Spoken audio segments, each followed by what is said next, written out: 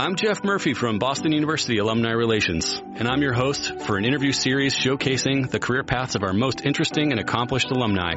Welcome to the Proud to Be You podcast.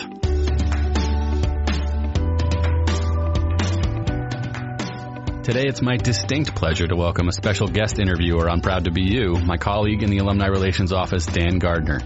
Dan, thanks for taking the lead on today's episode. The microphone is all yours.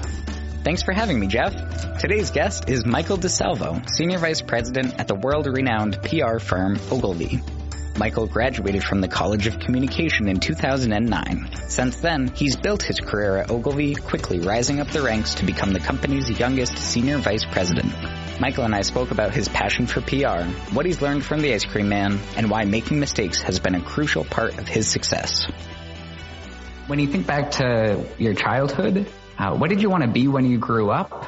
And were there any early warning signs that you might end up in a career in PR? I think calling them warning signs is probably the best way to describe them. What I wanted to be when I grew up, I wanted to be an ice cream man, to be honest, just because it seemed like such a fun job. And when you look at the correlation between what an ice cream man does and what a PR guy does, it's actually very similar.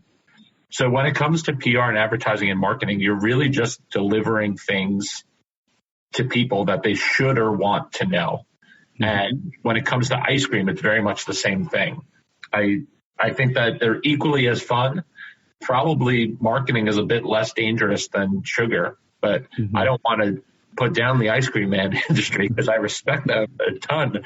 But when it comes to marketing, it's just about how you package things up. Some might say that ice cream men are the best marketers in the world because it literally is a sound that a truck makes that sends people into a frenzy.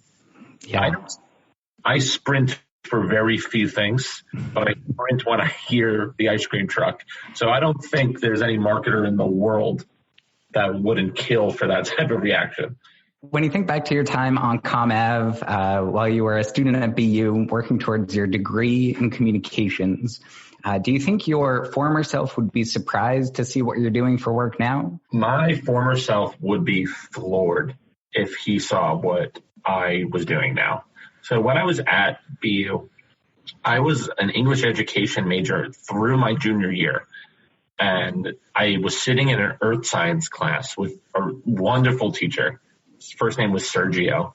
And in the middle of class, he clearly had a lot on his mind. He let out a sigh and he just said, it doesn't seem like you guys are paying attention today. Why don't we end class and we'll pick it up next time? And everyone else got up and ran out of the class. And I sat there and I was like, if this man who's at the height of his profession at such a prestigious university is not excited about teaching today, I don't think I will ever be that excited. This man loves his job, and I don't love education that much. And I literally walked out of SED, and before they built the building in front of COM, when you look across the street from SED, the first building you see is COM. And I walked across the street, and I walked in, and I literally went over to that lovely woman that sits at the desk over on the right side of the entrance. And I asked her, I said, do you have any pamphlets of what you do here? And she said the sentence that changed my life.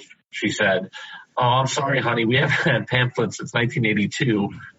And then she set me up to talk to a COM guidance counselor.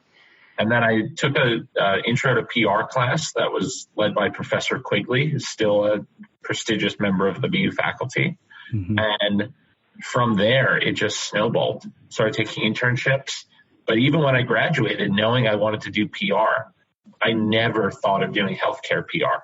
How that came about is Professor Quigley said to me, you have a year and you need some internships. So I started taking any internship that I could get.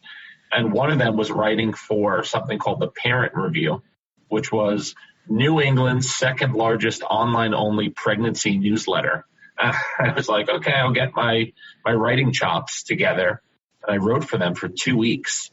And I put it on my resume like any good student would. And then I got this internship at Ogilvy, and they said, oh, it's because you have such strong healthcare credentials. And I was racking my brain, and I was like, healthcare? I haven't done healthcare ever. And then they said, yeah, that stint you had at this pregnancy newsletter is really impressive. And from there, I just smiled, said, of course, I know so much about pregnancy. I know everything. It's 9 months of your life. And then I walked in the doors of Ogilvy taking a healthcare internship, and I've been here ever since, and I've loved every single day of it. And that's something that I wanted to get into, because you've spent the last 9 years at the same company. And I think for a lot of folks out there who are listening, that's going to be pretty rare. That's unusual to stay with one company for so long. So what was it maybe during your internship or the first couple of years that you were working there? What was it about Ogilvy as a company that assured you that this was the right place for you to grow? There are a lot of reasons, and most of them have less to do with Ogilvy and more to do with cultural fit and replicable across any industry, any company. And it's all about momentum or runway, how much runway you have left. And at Ogilvy, no matter what my title was, no matter what account I was on, no matter what I was doing, I always felt like I had so much more to gain. And it's because the halls of Ogilvy are filled with brilliant people. And because I've always had great mentors that looked out for me. So I always felt like I had more skills to learn, or always felt like I had more work to accomplish. And because I felt like I had people behind me, my projects were always far exceeding what I thought my level was. And I was always feeling challenged. When I was an intern, they sent me on a business trip like week 3. And I said to my boss at the time, who's actually still my boss, my manager. Her name is Shannon Walsh. You should look her up. She's incredible.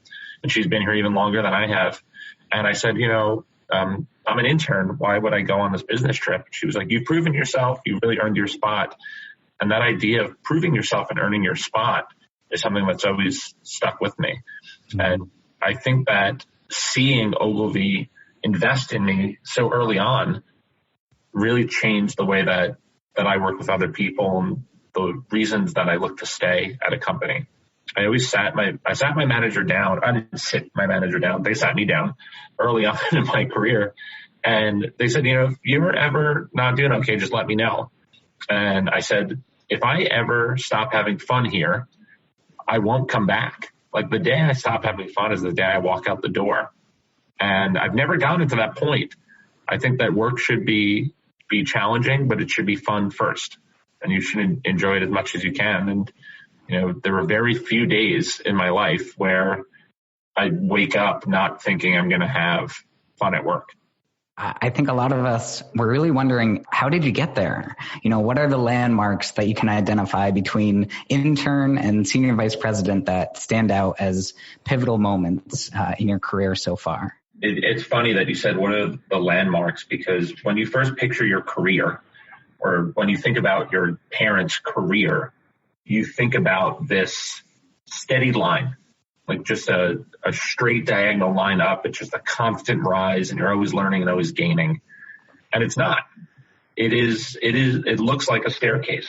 There are these moments that you feel you stretch and you grow, and then there are these plateaus. And then something happens that really kicks you off and you start learning a little bit.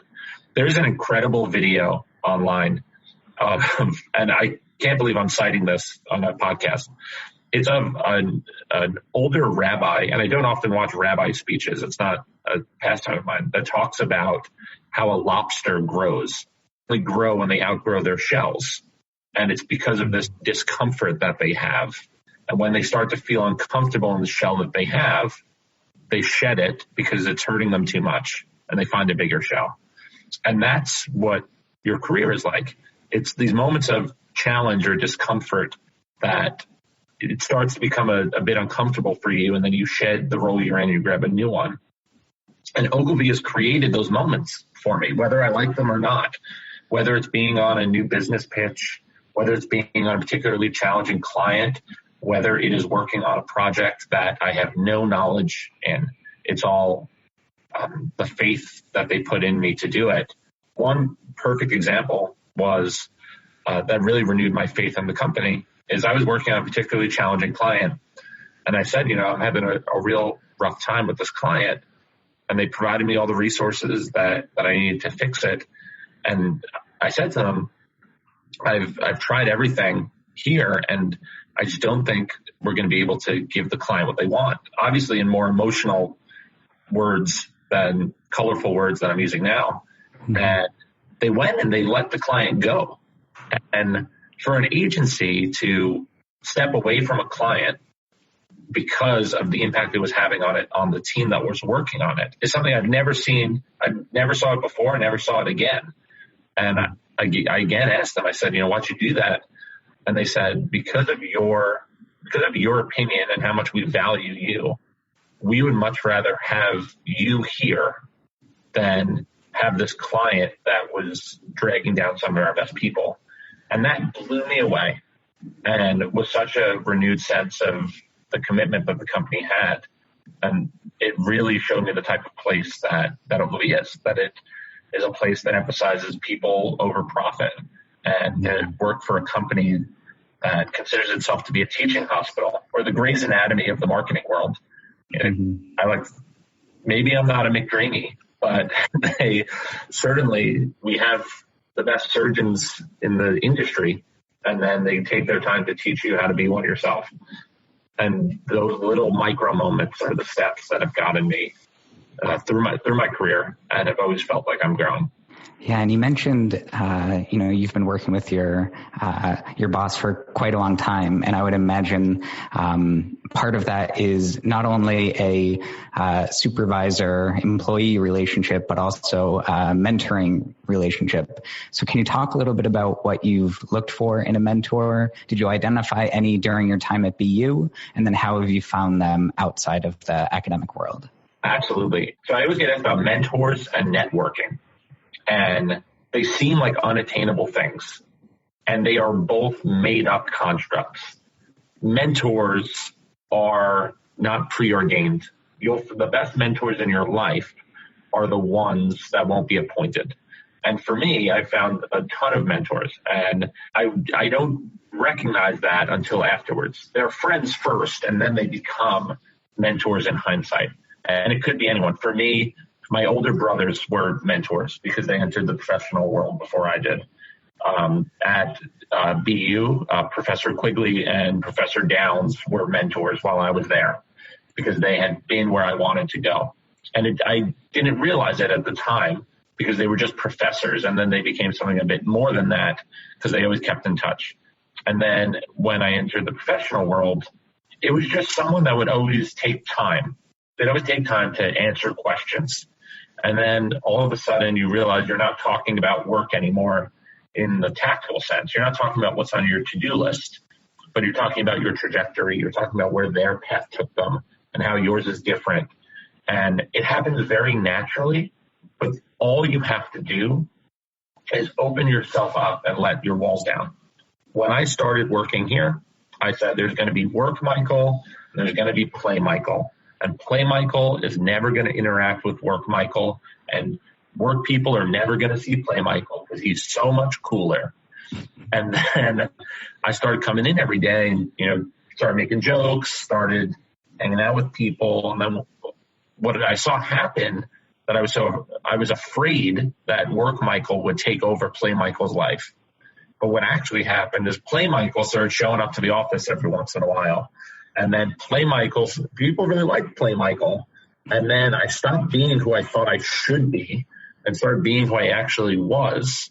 And when that happened and my coworkers started becoming my friends, and then my bosses started becoming these mentors, it changed perspective. Work-life balance does not mean black and white. It does not mean I come in at 9, I leave at 5. Work-life balance means that my work is integrated into my life because it's such a big percentage of what I do, and that they are interchangeable. It's not two people, but it's one person that just does a lot of different things.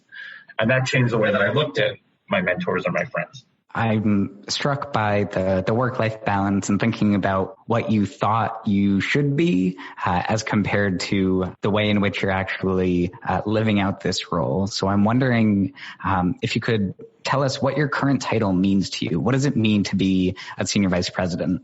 And is it different from what outsiders might think?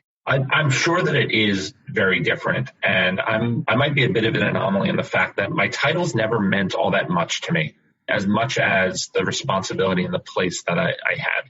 The way that I look at it is when you think back to your high school, when you think of the valedictorian that spoke at your graduation, before graduation, he wasn't the valedictorian or she wasn't the valedictorian, but they always were. At some point, they were seen as being either gregarious or really intelligent. Everyone always knew that that person had that in them. It was only after either a vote or a GPA contest, whatever the criteria were, that that person got the title of a valedictorian. But you always knew what their position was. And at work, it's very similar. Whether you are given a title of senior vice president or given a title of account executive, your position in the company is what you make it. And that comes from always raising your hand, getting involved in cultural committees. So for me, the only title that really mattered to me was becoming someone's manager, because it's not unlike becoming a big brother, or I'm not a parent, but maybe a parent, because you now are responsible for someone else's work, someone else's career. And that was the biggest surprise to me as I rose up the ranks at Ogilvy, is that it's very easy to do work compared to how difficult it is to inspire others to do work.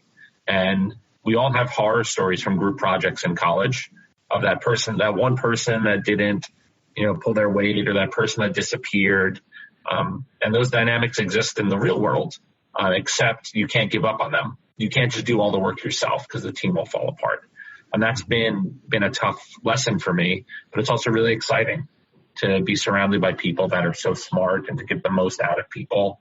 And frankly, I've been shocked how much I've learned from people that aren't my managers or aren't my supervisors, that come out of college and, teach me stuff every day. And when you talk about culture within the workplace, and now you're in a position where you can really influence the culture, can you tell me a little bit about how you think about workplace culture? What does that mean? This is a bit of a cop-out answer, but if you're on the interview and they start telling you how great their culture is, and they start telling you, we have a bar in the building. Every agency has a bar in the building. It's not a selling point. We have ping pong tables. Every agency has ping pong tables. It's a caricature at this point. Then chances are their culture is something that they're trying to buy instead of something that is implicit. For me, my story, I went on a ton of interviews before I started working at Ogilvy. And every interview, I said the right things. I talked about my experience. I answered the question. I was the perfect PR guy. And every interview, I took my flip phone out and I called my then girlfriend and I said, I nailed it. Coming home, hon, got that job, going out to dinner. And I never heard back. And then I went on this interview with Ogilvy, and the whole interview, cracking jokes, we were laughing. They didn't ask me about my experience. They didn't harp on the questions of what I knew about social media guidance. And I walked out, took out that same flip phone, called my girlfriend, and I said, man, I got to go home and I got to apply to more jobs. They didn't ask me any of the questions. They were laughing at me. And by the time I got home, I had a voicemail, because I frankly fell asleep on the train, from Ogilvy HR offering me the job. And that's when it clicked for me that it's your resume will get you in the door, but it's that relationship and that feeling that will get you the job. And you should want to work at a company as much as they want you to work there. When I left my interview for Ogilvy, I desperately wanted to be friends with the people that I met, and it felt right. And that's the cultural fit. It's if it feels right. You will sit with these people for 60 hours a week some weeks. That is an insane amount of time to be around any single human being. Do you know how much you have to like someone to spend 60 hours with them? It's like going on a Tinder date. Like, if you can't get through 2 hours with them, how could you get through like your whole life? And in keeping with the advice for folks who are just starting out, what do you think you did right in terms of establishing yourself in those, first 6 months, first year, and now from your perspective as a senior vice president, what would you say people really need to do when they are just starting out to really make an impact and leave an impression on the folks that they're reporting to? If you asked me this question 9 years ago, I would have said nothing right. In hindsight, there's two things actually that I think I did right, and they're both very simple. The first is I drank a lot of coffee, and I'm not talking about keeping myself up at night. In the kitchen, I've noticed that the people that drink the free coffee are either the people that aren't making enough money to buy coffee, or the people who have been at the agency long enough that they remember when the coffee was good. And I met more senior people drinking coffee than I did at any event, at any client dinner, at any client function. And it's all about just starting conversation. Like, it's not networking, it's having fun. The other thing that I did right was I was the only person in the whole agency when I started that knew how to hook a laptop up to the TV screen in one of the conference rooms. So when I was an intern, I knew how to do that, and then my manager saw me do it. So then the former CEO of Ogilvy PR had a big meeting, and he was in the meeting with one of my managers, and they couldn't hook the computer up to the TV. So they said, oh, go get Michael, the intern. He knows how to do it. And then all of a sudden, fast forward 2 hours later, the CEO is coming over to thank me for helping him out. So the moral of the story is just put yourself out there. Can you talk a little bit about any mistakes or missteps along the way, and what did you learn? There are 1,000 mistakes, and I have learned from each and every one of them. But the main lesson to take away from all the mistakes that I've made, and hopefully everyone here can listen and hear all the mistakes, is that it's okay to make mistakes, and that you will learn more from one failure than you will from 1,000 successes, because you will never do it again. It's kind of like everyone has that one alcohol or liquor they'll never drink again because they got super sick that one time. Mm-hmm. That's what making a mistake at work is like. You'll never do it again. But if you do something right 1,000 times, there's always the chance you'll do it wrong. And once you shed that fear and you move forward thinking that it's okay to make mistakes, then you'll find success almost everywhere you go. Sometimes I embark on things assuming that they'll be terrible ideas just because there's the chance that it won't be. And if it isn't, then it will be extraordinary. We've launched campaigns in 6 weeks, in 5 weeks in healthcare, which is incredible. People have made asks of us that others have said were impossible to turn around. And we proceeded saying, you know what, this might not work, but if it does, it's going to be extraordinary. And that's the type of, I guess, fearlessness that you need to have. That said, you won't get there without so much fear. I think that anxiety is the single greatest thing that you could bring to work. And that's because it's a sign of seriousness. I take this job seriously. I take my life seriously. And that's what we want from people. We want someone who's fun, and we want someone that wants to be around us. But you also want someone where this means something to me, because it means something to everyone. And when you have that one person in the group project that doesn't care and doesn't need to be there and has a job lined up, then you start thinking like, oh yeah, well, just because you don't want to do this, like this matters to me. When you get into the work world, you want to be surrounded by people that take it seriously, but who are dumb enough to say, I don't care about the risks. Yeah. I wanted to end asking you to talk about the runway that you still see before you. When you look 5-10 years out, what are the things that you hope to accomplish? And more importantly, what will it take to get you there? I am very excited for the future because Ogilvy has taken a lot of really cool steps to get there. So recently Ogilvy worked to tear down the walls between PR and advertising and e-commerce and all the different facets of marketing. So for me, as somebody who came up through PR, it opened up the world to me of being able to take a lot of the skills and the strategies that I learned at BU and expand and find how integrated marketing works. So we're approaching things just with a different lens. We used to have clients come to us and say, we have this issue. We want this PR solution. And now we have clients coming to us to say, we have this problem and we don't know how to fix it. Can you help us? And the tools aren't just PR. They're not just advertising. It's how do we get the best out of this problem?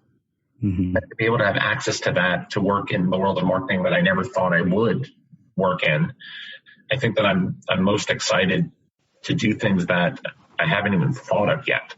Because if you look back at my whole career, I've just failed in the right direction.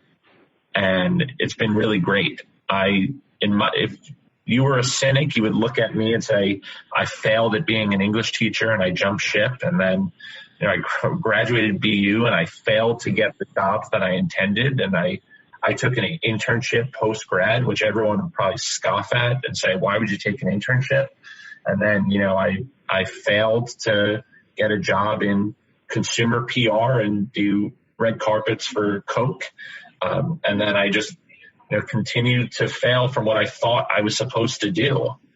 And if I kept my original goal of being an English teacher, if you're evaluating junior year Michael in SED at BU, he's failed miserably at what he set out to do. So I'm really excited to continue to fail at what I think I'm going to do and do something entirely different. And I'm lucky enough that Ogilvy and BU before it has provided me with the tools and the opportunities to do so and to figure out what I'm going to fail at next. Well, I can assure you, all of us at BU and the Alumni Association are very excited to see what you'll be failing at next. And we're so grateful that you took the time today to talk to us on the podcast, and we are rooting for you every step of the way. Thank you so much. I can't say enough as to what COM and the Alumni Network has done for me personally, gave me a ton of friends. Also, for any students that are listening who are in PR, you should be a part of the PRSSA that is set up through COM, because it's an incredible chapter and they do awesome stuff. And P.S., a ton of Ogilvy's interns come from BU and come from PRSSA directly. So it's a quick little entry point into the world. But thank you so much for having me. It's been awesome. All right. Well, thank you again, Michael. We appreciate your time. All right, talk to you all soon. My thanks once again to Michael for joining me on the podcast. It was really great to hear his story, and I hope we can all find the fulfillment that he's found in his role at Ogilvy. I'd certainly encourage you to read the PR Week profile of Michael in their 2018 40 Under 40 series, and if you'd like, you can connect directly with him on LinkedIn. Great job, Dan, and thanks to all of you for listening to the Proud to BU podcast. If you like what we're doing, please be sure to subscribe, rate, and review Proud to BU wherever you download your episodes. I'm Jeff Murphy, and no matter where your path takes you, be proud to be you. The Proud to BU podcast is produced by Boston University Alumni Relations. Our theme is from Jump and APM Music. To learn more about Proud to BU, visit bu.edu/alumni/podcast.